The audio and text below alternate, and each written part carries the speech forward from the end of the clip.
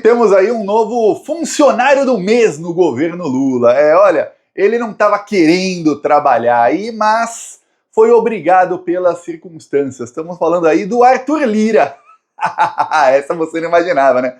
Olha, assim que o governo Lula, na semana passada, fez um anúncio de, abre aspas, corte de gastos, que na verdade isenta do imposto de renda quem ganha até R$ 5.000 por mês e cobra essa parcela aí, corta mesmo, as mamatas de quem ganha mais de 50 mil por mês. Pois bem, o Arthur Lira falou que isso não ia passar, que o governo Lula não tinha nem votos para isso aí, e falou o seguinte: olha, a única chance disso passar é se voltarem aí as emendas do orçamento secreto, ou seja, do Bolsolão. O Arthur Lira estava esperando ali uma decisão do Flávio Dino que liberasse geral, como era há 3, 4 meses atrás. 3, 4 meses atrás, o Arthur Lira podia aí comprar votos, fazer barganha, ir lá no cantinho da Câmara dos Deputados e falar assim com deputados coisas nada republicanas, e ficava tudo por isso mesmo, porque era tudo secreto. Não dava para saber quem mandou dinheiro para onde. Esse pessoal podia roubar muito, mas muitos bilhões. O que aconteceu? O Flávio Dino acabou com a palhaçada, a pedido aí do governo Lula. Quando eu digo do governo Lula, porque o advogado-geral da União falou: olha, o governo é obrigado a pagar essas emendas e a gente não tem como garantir transparência, não. Se você quiser, você veja como faz, o Flávio Dino. O Flávio Dino falou com a Câmara dos Deputados e com o Senado, que falaram: olha, tá transparente o suficiente. Então, nessa aí, o Flávio Dino anulou tudo. Aí o que aconteceu? Ele deu uma decisão, só que não era a que o Lira queria. Ele fez voltar, porém com transparência. Não só com transparência, o Flávio Dino ainda colocou uns empecilhos. Ele colocou uma conta para quanto pode ser o valor máximo de cada verba, de cada comissão, de tudo. Então ainda tem que fazer a equação aí, os parlamentares do Centrão, na hora de distribuir a verba. E o pior, não tem mais aquele componente que era ser secreto. Agora, olha só que coisa, quando o Arthur Lira quiser comprar um voto, ele vai ter que chegar num deputado, esse deputado vai falar: olha, tá, eu quero uma emenda de 10 milhões, essa emenda vai ser para quê? Pô, tem que ter um projeto, vai ser para fazer uma ponte. Se for lá depois não tiver a ponte, já sabemos quem mandou a emenda para ponte tal. Não é mais emenda assim, vai só para a cidade, o prefeito faz o que quer, rouba. Não, agora não. Então, Arthur Lira não gostou. Quando o Flávio Dino tomou a decisão, ele disse que acreditava que o STF ia reverter isso facilmente. No dia seguinte, levou um 11-0. Até o Cássio Nunes e o André Mendonça, né, foram contra o Lira. Pois bem, o que aconteceu? O Lira teve que recuar. Ele também foi avisado aí que, olha, tem investigações aí da Controladoria Geral da União, algumas já até acionaram já a Polícia Federal, porque estão achando muita irregularidade nessas verbas. E o responsável máximo é você, Arthur Lira. Se você quiser do jeito que estava antes e começar a insistir, você vai comprar uma briga aí que você vai perder. Você vai perder feio, que é a briga com todos os ministros do STF, até os dois aí que você achou que eram bolsonaristas, tá? Até os dois aí, capachos do Bolsonaro, estão contra você nessa aí. Então, prepara. Você vai comprar briga com o Flávio Dino? Tenta aí, campeão. O Arthur Lira, então, recuou. Ele tinha dito que não ajudaria o governo nessa pauta aí, que o governo não teria votos para isso e que já estava tudo acabado. Eis que Arthur Lira conversou com líderes partidários e falou ontem: não, gente, vamos aprovar isso aí, vamos aprovar aí o que o Lula precisa, vamos aprovar a PEC aí que o Lula mandou, do jeitinho que o governo mandou, pô, não tem como não. Já estava tudo decidido e seria o seguinte: a PEC do corte de gastos, né, que é o nome, seria votada na Comissão de Constituição e Justiça. Aí nessa comissão ela seria aprovada, o governo já tinha conseguido ali votos necessários, e olha que é uma comissão de maioria de direita, hein? Bolsominions tem lá, a presidente é a Caroline de Toni, Bolsominion raiz. O governo conseguiu, já tinha ali os votos necessários, porém sofreu uma traição. Apunhalada pelas costas do governo Lula. Gente aí que na hora da eleição tá com o santinho, com a foto do Lula no lado, para conseguir voto de petista desavisado, chega na hora H, vota contra. A bancada do PSOL pediu vistas. Para quem não sabe o que é pedir vistas, quer dizer o seguinte, que eles teriam mais 2 sessões para analisar isso. Isso ia jogar essa votação aí só para semana depois da semana que vem. Lembrando, o governo tem que aprovar isso até o fim do ano para que comece a valer no ano que vem. Só temos sessões até o dia 20 de dezembro, é a última, 20 de dezembro. O PSOL estava, na verdade, jogando para o ano que vem. Colocaram uma bomba no colo do Lula, isso foi o que fez o PSOL, tá? Inclusive vou ler aqui matérias para você. Matéria do UOL. No momento, o governo recua e retira pedido de inclusão da PEC do corte de gastos na Comissão de Constituição e Justiça. Pedido de vista do PSOL foi a razão disso. Aí quem quiser pausa para ler, não precisa nem ler tudo que eu já estou explicando. O governo tinha feito um acordo para que ninguém pedisse vista, mas o PSOL falou, não, nós vamos atrasar aí. Por quê? Porque o PSOL está disseminando uma fake news, não todo o PSOL, mas uma boa parte da bancada do PSOL, e faz cerca de 40 dias, eles com parte da esquerda, de que o Lula, primeiro falaram que o Lula ia cortar. Você, plantonista, comenta aí, eu vou ver os comentários, se você escutou alguma dessas ou não. O Lula ia cortar do FGTS do trabalhador, você escutou isso? Aí depois, o Lula ia cortar a multa de quem for demitido, multa por demissão, ele ia cortar isso, ia tomar do trabalhador. Depois, o Lula ia atacar os pisos constitucionais da saúde e da educação. Depois, o Lula ia cortar da saúde e da educação. Depois, o Lula ia diminuir o BPC e cortar de quem mais precisa. E depois, o Lula ia cortar até do Bolsa Família. Você escutou isso? Pois bem, essas são as fake news que foram disseminadas aí ao longo dos últimos 45 dias, principalmente por web revolucionários que passaram a ser promovidos em alguns canais de esquerda e por uma parte pequena da bancada do PSOL. Outra parte aí não disseminou essas fake news. Alguns até chegaram a escrever ali um manifesto contra o governo que foi assinado por boa parte dessa esquerda aí. Pois bem, o que aconteceu? Acontece o seguinte, na parte do BPC, que é o que o PSOL continua falando, eles dizem que o Lula está tirando o BPC de quem mais precisa. Aqui eu deixo com você um gráfico do gasto mensal do BPC, tá? Estamos falando aqui de cerca de 100 bilhões por ano, tá? Aí o que acontece? Isso aqui era no governo Bolsonaro, começa aqui em 2019. O Bolsonaro não aumentou o BPC nenhuma vez, chegou em 2020, fez o aumento anual. Aí não aumentou nenhuma vez, chegou em 2021, fez o repasse anual. Aí aumentou uma vez ao longo de 2021, você vê aqui no meio do ano, teve um aumento aqui em algum dos meses, e aí em 2022, ano eleitoral, o Bolsonaro passou a aumentar.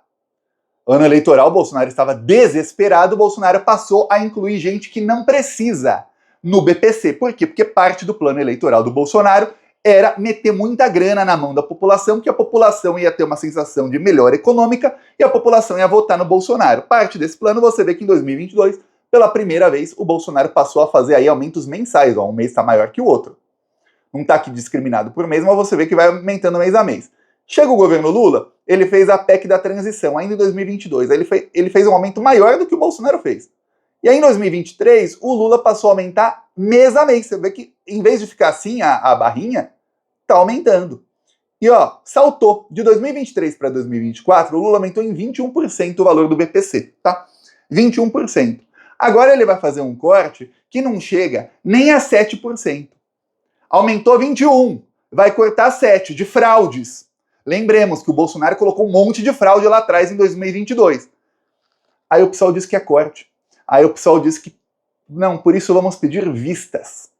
Isso é traição das piores. Qualquer pessoa que entende o jogo político sabe qual que era o objetivo do PSOL. Os deputados do PSOL não são burros. Não são burros. Eles entendem muito bem que a verba hoje é muito maior e que o Lula precisa cortar aí alguns bilhões de fraude nisso para viabilizar a isenção do imposto de renda de quem ganha até 5 mil reais. Não dá para o governo Lula sem maioria, lembre-se, você sabe que o Lula não tem maioria no Congresso. E que inclusive a esquerda trai, ó. A parte aí da esquerda trai quando precisa. Sem maioria, o Lula não pode chegar e falar, olha, eu vou isentar aqui de imposto de renda quem ganha até 5 mil, vou cobrar dos mais ricos, ainda vou taxar superfortunas, ainda vou fazer isso e fazer uma reforma aí que todos amam, que todos adoram. Não, com o Congresso atual, o Lula ainda conseguiu tirar um coelho da cartola. O mercado financeiro ficou bravo e subiu o dólar. Subiu artificial. Para você ter ideia, no governo Bolsonaro, o Banco Central vendeu o dólar 113 vezes para impedir o dólar de subir. E no governo Lula só uma. Quer dizer, eram mais de 25 vezes por ano que o Campos Neto interferia para baixar o dólar no governo Bolsonaro. No governo Lula não, sobe o quanto quiser. Terrorismo econômico. Então, o PSOL queria que o dólar ficasse R$6 e subindo até o ano que vem, até fevereiro do ano que vem, deixar o Lula numa sangria com o mercado financeiro. O Lula ia ficar muito mais à mercê aí do que é o mercado financeiro, e o Campos Neto já começou a falar lá de Miami, onde ele está lá em Miami, falando com seus chefes lá dos Estados Unidos, que vai subir os juros. Por quê? Porque o dólar está muito alto, então tem que subir os juros para baixar a inflação, porque dólar alto causa inflação. Ele não vai vender dólar para baixar o dólar, que é o que ele fazia no governo Bolsonaro. Não. Ele vai subir os juros e aí impor mais 40 bilhões, se subir meio pontinho, mais 40 bilhões de gastos ao governo Lula. Então o governo Lula faz aí uma PEC para economizar 70, só que vai ter mais 40 aí sendo impostos. Isso é o que o PSOL tentou fazer com o Lula, tá? Lembremos, o PT foi criticado por não entrar na campanha do Boulos. E olha que o PT deu 40 milhões para a campanha do Boulos. Eu não conheci um petista que não tenha feito campanha para o Boulos. Até quem não é de São Paulo fez campanha online para o Boulos. Mas teve uma aula do PSOL que criticou o PT, dizendo que o PT não estava aí só porque o Boulos não é do PT. Você vê, esse é o tamanho da traição, tá? Isso fez com que o Lula ficasse com um poder de barganha menor com o Arthur Lira. Por quê? Porque jogou o Lula para precisar do Arthur Lira. Só que o Lula tinha essa barganha aí que é o seguinte, o Lira ele quer algumas mudanças na decisão do Flávio Dino quanto ao orçamento secreto. E quem pode pedir essas mudanças é o advogado-geral da União, porque é a União que vai pagar a verba. Ele quer que retire o cálculo que limita ali a verba de cada emenda e ele quer que retire mais uma ou duas coisinhas, mas vai manter a transparência. Então o Lula tem esse poder de barganha. Então o Arthur Lira, logo depois dessa decisão aí da bancada do PSOL, o Arthur Lira conversou aí com os líderes partidários, com os líderes aí do governo Lula, no Congresso, e aí o Arthur Lira falou, então eu mato no peito. Colocou para votar um pedido de urgência aí dessa PEC. Pedido de urgência votado no plenário. E olha, Arthur Lira deu os votos que o Lula precisava. Aprovou a urgência. Aprovou aí não foi com a melhor das margens, mas sem ali quase sem margem de negociação que tinha o Lula, aprovou. E aprovou assim, ó, a toque de caixa. Em menos de 1h30 já tinha aprovado. O Lula levou ali a facada pelas costas, mas conseguiu um plano B em 1h30 com Arthur Lira. Arthur Lira aí, funcionário do mês. Agora diz que vai aprovar a PEC pro Lula. Nada que algumas investigações aí nele não façam com que ele trabalhe. Não é a primeira vez. Quando teve no ano passado a reforma tributária, o Arthur Lira estava ali com parte do bolsonarismo, dizendo não sei se vai aprovar, tudo mais. Chegou na hora H, pá! Arthur Lira meteu para aprovar e virou funcionário do mês. Quando teve o arcabouço fiscal, nome horrível aí que o Haddad deu para o novo teto de gastos, lembremos, o Brasil tinha um teto de gastos que limitava tudo. Era uma desgraça, foi aprovada no governo Temer, chamada de PEC do fim do mundo, lá no governo Temer. E aí, o governo Lula conseguiu despiorar muito. Tinha um teto de gastos que era praticamente um teto de concreto. Mais do que isso, o governo não pode investir em saúde, em educação, em nada. Se tentar bater, volta. Não dava. O Haddad conseguiu colocar um teto de borracha. Tá mais alto, então tem mais margem para investimento e tem ali uma meta. Então, dependendo, ele consegue investir mais e ir para cima. Ou seja, conseguiu despiorar muito. Sabe quem que votou contra? A união de PSOL e Kim Kataguiri contra o arcabouço fiscal do Lula. Tá aqui, ó. Deputada que xingou a Dilma de bandida, mas usa a foto do Lula no santinho com a extrema-direita. Estava contra. O teto de gastos antigo que a gente tinha era como se tivesse um prato de cocô e as pessoas tivessem que comer todo dia. Era isso para os brasileiros, tá? Aí o Lula trocou e falou, olha, tira o cocô e coloca arroz sem sal. Falou, mas é uma porcaria arroz sem sal, só isso. Fala, pô, é melhor do que era antes. O PSOL não, fala, olha, se não for um banquete 5 estrelas, a gente vota contra o povo que continue comendo cocô. É isso, é mais ou menos essa comparação do teto de gastos anterior para o teto de gastos atual. A PEC do corte do Lula é a mesma coisa. O Lula, com a margem que tem, ele conseguiu ali. O governo, obviamente, não entende nada, não tem um marqueteiro no governo para falar, olha, não pode chamar de corte no BPC se a verba está 21% maior que a do ano passado. E você vai cortar bem menos de 21%. Mesmo você reajustando pela inflação, mais o PIB ainda, se fosse, ainda assim está muito maior do que o do ano passado. A gente está cortando só fraude. E dá para ver, ó, a verba mesmo com o corte aí, continua muito maior que a do ano passado. Não tem um marqueteiro no governo para explicar isso para as pessoas. Então as mentiras aí de partido da esquerda continuam.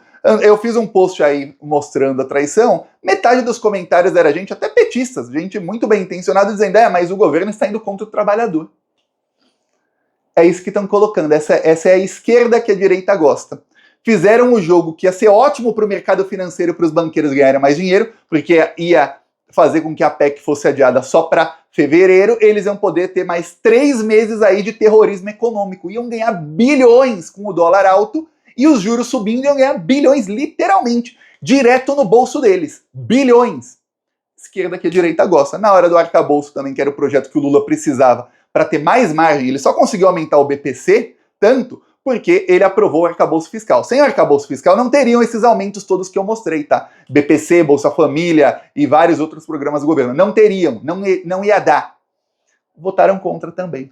Junto de quem? Junto com os nazistas do MBL. É isso aí, é a esquerda que a direita gosta. Eu sempre tô falando deles aqui ultimamente. Quando era governo Bolsonaro, eu não falava. Por quê? Porque estava todo mundo contra o Bolsonaro. A partir do momento que entra o Lula, voltam as mesmas coisas que aconteciam nos governos Lula e no governo Dilma, que é o quê? Tem uma esquerda aí que, na hora H, vota com a extrema-direita. Agora, só quem tá contra a PEC do Lula são os bolsonaristas e o PSOL. Só eles.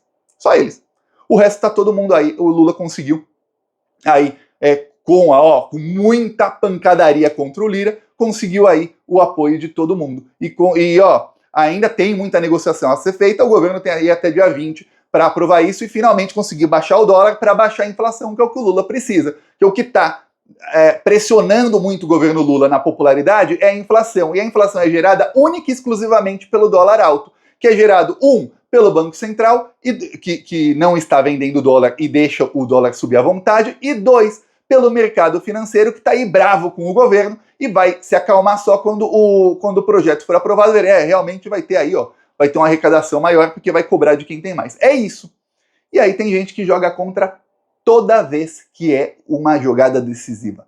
Toda vez. Veja isso. E olha, quando teve a PEC lá do 6x1, foram eles que organizaram. E eles colocaram gente em cima do carro de som. Eu mostrei o vídeo aqui, para ninguém falar que não. Em cima do carro de som, disseminando fake news contra o Lula. Então as pessoas iam lá, foram às ruas pensando, caramba, eu tô lutando aqui pelo fim da escala 6x1, chegava lá, tinha vagabundo no carro de som dizendo, repitam comigo, o Lula está atacando a saúde e a educação, o Lula ataca os pisos constitucionais da saúde e da educação, o Lula e o Haddad estão contra o trabalhador. Eles falam, o quê? E queriam que os petistas todos apoiassem e levassem as pessoas pra rua, para serem manipuladas lá na rua. É isso que queriam, tá? Eu peço aí a sua inscrição no canal, seguiremos aqui, falou!